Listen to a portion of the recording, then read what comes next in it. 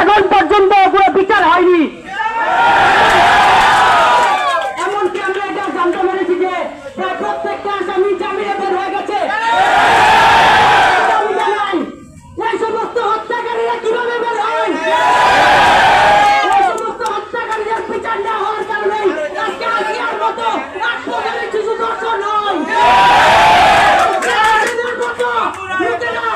নিজেদের খুঁজে বের হয়ে লাশ হয়ে ফিরে। এই সমস্ত হত্যাকাণ্ডের বিচার যদি না হয়, বাংলাদেশের শহীদি জনতা রাজপথ ছাড়বে না। আর গত বৃহস্পতিবার গত বুধবার রাত্রে ইফতারির পর বাসা থেকে বের হয় মোহাম্মদ টুটুল তার অটো নিয়ে। তারপর বৃহস্পতিবার সকালবেলা তার লাশ পাওয়া যায় উত্তর দাপুনিয়া টাওয়ারের এখানে, যেটা অত্যন্ত নৃশংসভাবে করা হয়েছে। আমরা দাবি জানাই এরপর অতি দ্রুত যেন পুলিশ আসামিদেরকে গ্রেপ্তার করে এবং